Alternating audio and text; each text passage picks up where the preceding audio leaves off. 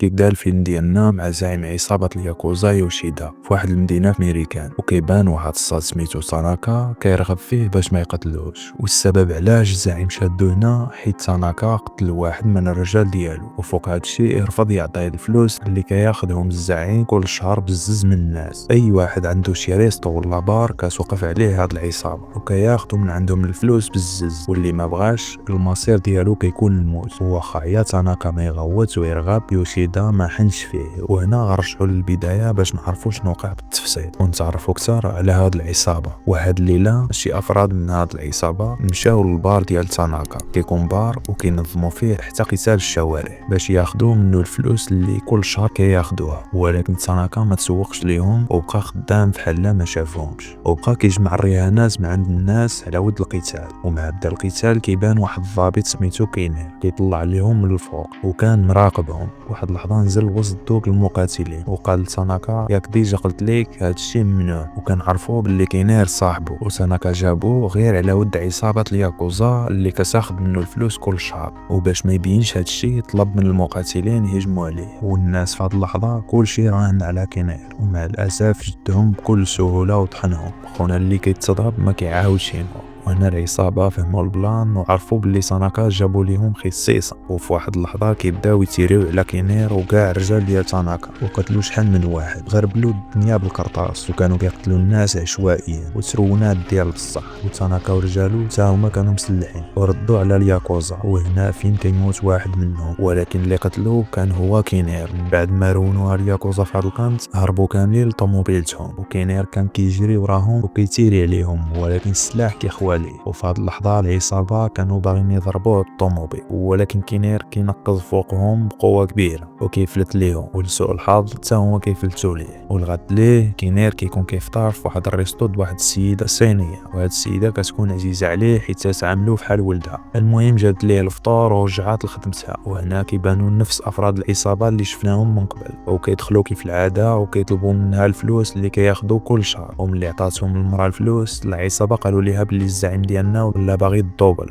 وملي المراه مسكينه قالت ليهم باللي هادشي بزاف انا عندي محال غير على قد الحال، واحد فيهم جبد موس وبقى كيهددها. وهنا كينير كينوض عندهم ومع قرب على خونا خدا ليه الموس بسرعه كبيره وبقى كيفرشخ فيهم واحد مور الاخر. واخا كانوا رباعه ومسلحين ما قدروا يديروا معاه والو، وهو كيسلخ فيهم. واحد البوليسي وصل للريستو في ديك اللحظه، ومع دخل لقى كينير كيسلخ في واحد فيهم. هاد البوليسي سحب ليه كينير هو المجرم وبغى يحيد ليه الجنوي من يدو، وبقاو كيسقاتلو بيناتهم. وهنا افراد عصابه الياكوزا كيهربوا كاملين، وبقى غير واحد منهم حيت كان كوم، وبقاو كيتيريو عليهم بالاسلحه وخربوا الريستو مزيان وهربوا. وفي واحد اللحظه كينير وخونا كيجبدوا على بعضياتهم السلاح والشارات البوليسيه. كيعرف بلي هذا بوليسي هو اللي غيكون شريكو في الخدمه وسميتو مايك. ومن بعد خداو خونا اللي كان طايح كاو باش يحقوا معاه ويعرفوا شكون هذا الزعيم اللي كياخذ من الناس الفلوس الصحه. ولكن خونا كان ما مسوقش ليهم ورفض يجاوبهم على اي سؤال. وهنا كينير قرب عنده وفتح ليه على صدره وكيشوف الوشان ديال خونا، بقى كيرجع السمطه للور وشبه هاد الوشان لواحد من عصابه الياكوزا اللي قتل ليه مو وباه ملي كان باقي صغير. وكيطلع خونا اللي قتلهم هو يوشيدا، وقبل ما يقتل كينير غفلو وضربوا لوجهه، ولحسن الحظ هرب ليه. ومن بعد جرى هاد الصوت عنده بقوه وسولوا على سميت الزعيم ديالو، ولكن كيف العاده خونا ما هضرش. ومع خرجوا من عنده وبقاو كيتناقشوا، خونا بدا كيدير شي طقوس غريبه. وكينير هنا عرف باللي غينصحها، وقبل ما يوصل عنده ويمنعو قدر يهرس عنقو ويموز. وهنا كنشوفوا يوشيدا كيعدم في تاناكا بلا رحمه كما شفنا قبل، والبار اللي عنده تحول للاسم ديال الزعيم وكاع داكشي اللي كان عنده. وبالليل كينير ومايك كانوا غاديين عند تاناكا للبار ديالو باش يعاونهم في القضيه ديالهم. وملي وصلوا لتم تلاقاو واحد المغنيه كان كيعرفها كينير مزيان وخدامه في هذا البار مده، وسولها على تاناكا وهي ما كانش قادره تقول له باللي تخطف حيت خايفه من يوشيدا. وفي هذه اللحظه جاو افراد عصابه الياكوزا وهجموا عليهم. كينير ومايك ما كانوش من العاجزين وقلبوا ديك البار كله على راسهم. واخا كانوا كثار كينير اللي كان كيشدو كيضربو ما كيعاودش ينوض، وحتى مايك كان مقاتل قوي وقدر يسلخ شحال من واحد.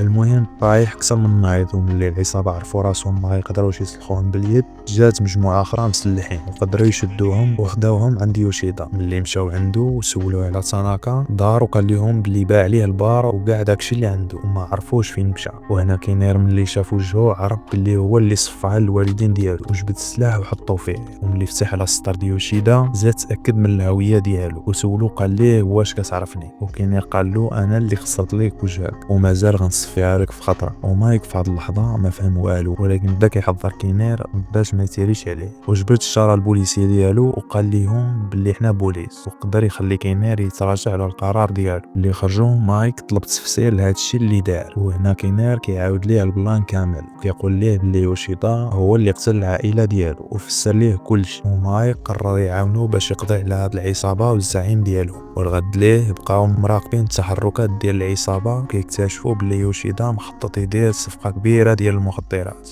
وجاب بزاف ديال التجار وعرض عليهم واحد من اقوى المخدرات اللي عنده وكانت عنده كميه كبيره منه. وملي قال لهم الثمن باش غيبيعوا ليهم كلشي جاهم الثمن خيالي. وواحد من التجار تجرأ وسب يوشيدا. وهنا يوشيدا جبد السيف ديالو وقطع عليه يدو قدامهم وقال ليه الا ما شريتوش بهذا الثمن حتى واحد ما غيخرج من هنا. وبطبيعه الحال كلشي خاف ووافقوا على الصفقه بزز منهم. وكينير ومايك بقاو تابعينهم فين ما مشاو. يوشيدا في هذه اللحظه قصد مينوكو المغنيه وهذه هي سميتها بالمناسبه واللي كانت عارفه كلشي عليه بخصوص قتل تاناكا وخطفها وخداها لدارو. الغد ليه ملي كان خارج من الدار خلى بزاف ديال الحراس حاضينها واكد على واحد من رجالو باش يخلي عينو عليها ما يسدهمش. وملي خرج كيبان كينير ومايك مازالين مراقبينهم وبقاو حاضين الدار مزيان. حتى لواحد اللحظه شاف مينوكو هي كتوجد راسها باش تنتحر. كينير طلب من صاحبو يتبع العصابه وهو غيدخل للدار باش يعتقها. المهم كل واحد قصد طريق ومع وصل كينير للدار هرس الاول عنقو والثاني والثالث تيرا فيهم واللي موراهم جبدو من نور الباب وهرس ليه عنقو حتى هو.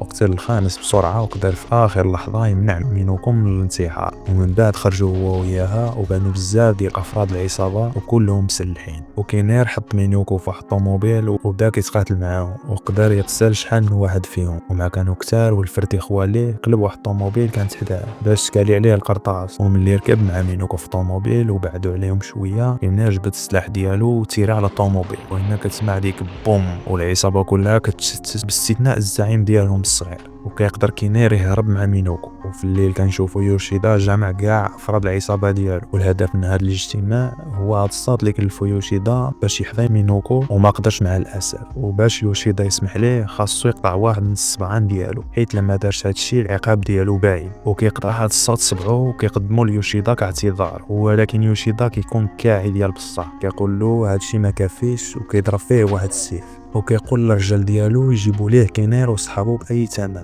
ولا غيصفي عليهم كاملين. ومن بعد كينير كيهجم على يوشيدا والرجال ديالو وهما كيتحموا وكيجبد يوشيدا من تم وكيكون باغي يعتقلو. وهنا عصابه الياكوزا كيحاصروهم من جميع القناات. وواحد الغليظ كيشد كينير من اللور وكيبداو يتقاتلوا سم كيضرب بينهم قتال عنيف. تم يوشيدا كيهرب وفي الاخر كينير كيقتل هاد الغليظ ومايك حتى هو كيقتل شحال من واحد وكيخرجوا من تم وكيقصدوا مينوكو ومشاو كلهم لواحد الدار ديال كينير بعيد على المدينه وكيجي ليها غير مره. وبالليل وهما ناعسين عصابات الياكوزا قدروا يعرفوهم فين كاينين وهجموا عليهم. وهنا مايك وكينير حسوا بهم قبل ما يدخلوا. واللي كان كيدخل كينير كان كيصفيها ليه بسرعه كبيره. ومايك بقى مصدوم فيه في هذه اللحظه. والعصابه ملي شافوا ثلاثه منهم ماتوا مع الدخله بداو كيتيريو كلهم على الدار تتاكدوا بلي كلشي غادي يكون مات. ومع بداو يدخلوا مايك بقى كيشتت فيهم بواحد الشولكا وقدر يقتل شحال من واحد فيهم. ولكن العصابه دخلوا من الباب اللوراني وشدوا مينوكو وخلاو كينير ومايك يستسلموا بزز منهم وحرقوا الدار كينير وخداوهم عند يوشيدا باش يشوف شنو يدير معاهم. وكيبان يوشيدا من بعد هو كيعذب فيهم بالضبط وقال لهم بلي غادي يقتلهم شويه بشويه باش يحسوا بالعذاب قبل ما يموتوا. ومن بعد خلاهم مع هذا البروفيسور يكمل التعذيب ديالهم ومشى هو ورجالو. وملي خرج بقى كيراقبهم من الطوموبيل هو ومينوكو كيتلذذ بالتعذيب ديالهم. وفي واحد اللحظه كينير كيشد البروفيسور كيسارجيه معاهم في الضوء وما كيطلقوه حتى كيموت. وملي يوشيدا شاف هادشي قرر يطيحهم في واحد الفخ جديد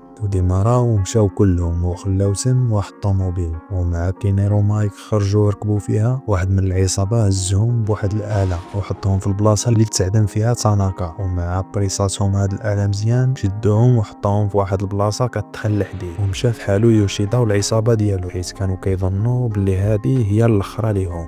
ولكن مايك وكينير قدروا في اخر اللحظات يخرجوا من الطوموبيل قبل ما تسطحن، ومن ثم رجع كينير لدارو وبدا كيوجد راسو باش يواجه يوشيدا وياخذ حقه وحق والديه. وبالليل هو ومايك قصدوا البلاصه اللي كيدير فيها يوشيدا الصفقات ديالو، وقتها حموا المقر بطريقه جنونيه، واخا العصابه كانوا كيسيريو عليهم موقفوش حتى دخلوا لداخل. وهنا كتنوض بيناتهم بالاسلحه، ويوشيدا تصدم اللي شافهم عايشين، كياخذ مينوكو وكيعلق ليهم، وهما كيبقاو كيقتلوا في ديك العصابه حتى كيصفيوها ليهم كاملين. اللي كان كيبان راسو كيطيح، وتبعوا يوشيدا قبل ما يقدر يهرب ليهم، ولكن واحد من العصابه بقى كيسير عليهم. وهنا مايك سكلف به وكينير مشى مور يوشيدا. مايك كيقدر يشد هاد الساط وكيبقى عليه بالضغط حتى داك تكون مزيان. في الاخر ضربو وطاح وسط واحد الماده وشعل واحد البريكه ورماها عليه، وهنا كتسمع ديك بوم والمقر كله من بعد كيبان انفجر، وكينير كيخرج من تم وكيلقى مينوكو مربوطه. وكان شويه ويوشيدا غيقتل كينير،